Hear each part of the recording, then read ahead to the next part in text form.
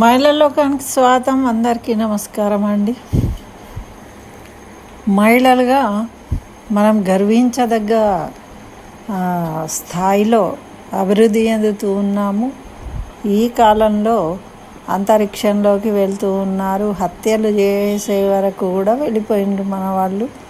కాబట్టి దేనికి వెరవకుండా, భయపడకుండా చాలా ధైర్యంగా ముందుకెళ్తున్నారు. ఇది ప్రగతి అనుకోవాలా, మరి ఏమనుకోవాలి, మనమే నిర్ణయించుకోవాలి. అయితే ఒకవైపేమో ఎంతో ప్రయోజకారులుగా తయారవుతూ ఉన్నారు. ఇప్పుడు మహిళా శక్తిని డెవలప్ చేయడము, ఇవన్నీ చేసేవాళ్ళు ఉన్నారండి. మంచి చెడు అందరిలో ఉంటుంది కాబట్టి.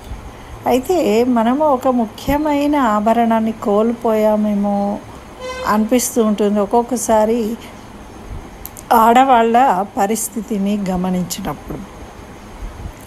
ఇలా అస్తవ్యస్తమైన జీవితాలు గడుపుతూ ఉంటాము. ఎందుకు గడుపుతూ ఉంటాము అని ఒక్కోసారి ఆలోచిస్తూ ఉంటే, ఏదో ఒకటి మనం మిస్ అయ్యాము. ఆ మిస్ అయింది ఏంటి? మనము ఓసారి చూసుకుంటే పూర్వకాలం నుండి కూడా ఒక అమ్మాయి అనగానే ఎలా చూపించేవాళ్ళండి? ఇంత పాలు, జడ, చక్క కాటుక తీర్చిన కళ్ళు, నుదుటిన బొట్టు, లంగా ఓణి, చక్కగా సిగ్గుపడుతూ అమాయకంగా కనబడే ఒక అతి స్వచ్ఛమైన, సున్నితమైన విధంగా వర్ణించేవాళ్ళు, అలా చూపించేవాళ్ళు. అలా చూస్తుంటే అసలు మనకు ఆడవాళ్ళకు కూడా వాళ్ళ అట్లా ఊహించినప్పుడు చాలా ఆనందం కలుగుతుంది. ఆడవాళ్ళుగా మనం గర్వపడుతూ ఉంటాము కదా అండి. ఒక్కోసారి అబ్బా ఎంత బాగుంది, బాపు గీసిన బొమ్మలాగాని. బాపు గీసిన బొమ్మలు అమ్మాయిల అందం చూడాలి అంటే బాపు గీసిన బొమ్మల్లోనే చూడాలి అనేవాళ్ళు. అట్లా ఉండేది. మరి మన హీరోయిన్లను కూడా అలానే తయారు చేసేవాళ్ళు కదా. ఇప్పటికైనా కూడా ఏదైనా లవ్ ఎట్ ఫస్ట్ సైట్ అన్నప్పుడు మళ్ళీ ట్రెడిషనల్కే వెళ్ళిపోతారు. ముగ్గేస్తూ అమ్మాయి కూర్చొని ఇలా జుట్టు ముంగుర్లు ఇలా అనుకుంటూ ఉంటేనే అప్పుడు హీరో చూసి ఆమెని ప్రేమించడం అనేది ఇవి చూపిస్తూ ఉంటారు. అయితే దట్ ఈస్ రియాలిటీ. రియల్ అనేది ఎక్కడుంది అంటే అక్కడే ఉంది. దాన్ని వదిలేసుకుంటున్నాం మనము. అదేనండి, మనము సిగ్గు వదిలిపెట్టాము. ఇప్పుడు సిగ్గు పడాలి. సిగ్గు అనే ఒక పరదా వల్ల స్త్రీలు గౌరవంగా ఉండేవాళ్ళు, ఆనందంగా ఉండేవాళ్ళు, అందంగా కనిపించేవాళ్ళు. ఆ సిగ్గు అనే పరదాను తొలగించేసుకున్నాం. కానీ ఇదే ఎట్ ద సేమ్ టైం మనకు ముస్లిమ్స్ పరదా వేసుకుంటారు. వాళ్ళు సిగ్గు పడతారో పడరో మనకు తెలియదు, కానీ వాళ్ళు బయట వాళ్ళకి ఎక్స్పోజ్ కావద్దు, వేరే చెడు ఆలోచనలు వస్తాయి అని చెప్పి వాళ్ళకి బుర్కాలు వేస్తారు. వాళ్ళ సాంప్రదాయం. వాళ్ళు బురకాలు వేసుకునే తిరుగుతున్నారండి. కానీ మనం మాత్రం సిగ్గును వదిలేసుకున్నాం. సిగ్గు అనే పరదాను, సున్నితత్వం అనే పరదాను వదిలేసుకొని విచ్చలవిడిగా తినేయడం, విచ్చలవిడిగా మాట్లాడడం, విచ్చలవిడిగా ఏ పనైనా చేయడం, ఏదైనా ప్రతి దాంట్లో కూడా. అంటే సిగ్గు అనే ఒక పరదాను తొలగించుకొని బయటికి వచ్చేసి సిగ్గు లేకుండా చేస్తున్నారు పనులు. ఆ సిగ్గు అనే పరదా ఎంత ప్రొటెక్టివ్గా ఉండేది ఆడవాళ్లకు, అంత అందాన్ని ఇచ్చేది, ఆరోగ్యాన్ని ఇచ్చేది.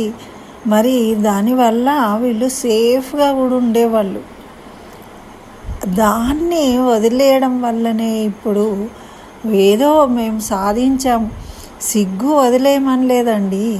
ఇప్పుడు సునీత చౌహాన్ విలియమ్స్ అంతరిక్షంలోకి వెళ్ళిన ఆమె ఇంటికి వచ్చినప్పుడు మాట్లాడినప్పుడు ఎక్కడ సిగ్గుపడాలో అక్కడ సిగ్గుపడుతుంది. ఆ సెన్సిటివిటీని కోల్పోలేదు ఆమె.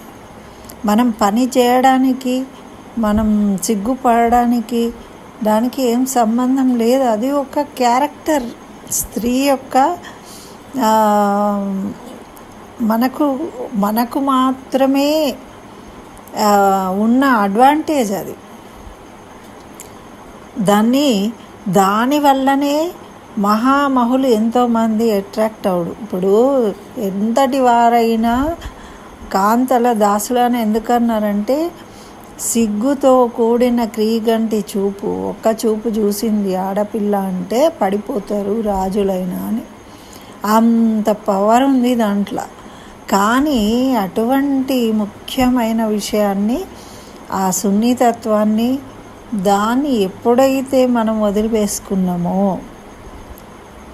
మనకి ఇంకా గౌరవము లేదు, మన మీద ఎవరికి జాలి లేదు, మన జీవితాలు బాగుండడం లేదు. అది మనం గమనించుకోవాలి. ఇప్పుడు లక్ష్మణ రేఖ దాటింది సీత అంటారు. ఇదేనండి మనకు లక్ష్మణ రేఖ.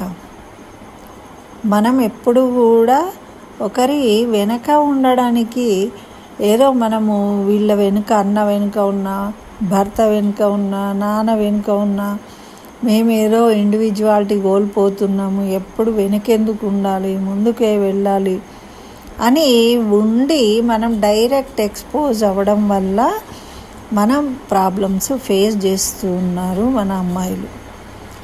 ఆ నిజాన్ని తల్లులు తప్పకుండా పిల్లలకు తెలియజేయాలి. సిగ్గుపడము అంటే చేతగానితనం కాదు. అందులో అందం ఉంది, ఆరోగ్యం ఉంది, ఆకర్షణ ఉంది, గౌరవం కూడా ఉంది. అటువంటి అమ్మాయిలని అబ్బాయిలు ఇష్టపడతారు.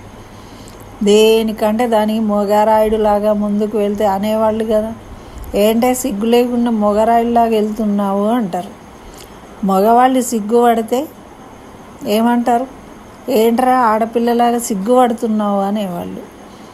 అది కేవలము మనకి దేవుడిచ్చిన వరం. అటువంటి వరాన్ని మనము కావాలని మన చేతులతోనే మనం తొలగించుకొని ముందుకెళ్ళి అవస్థలు పాడవుతున్నామేమో అని నా భావన అండి. మరి మీరేమంటారు కామెంట్లో తెలియజేయండి.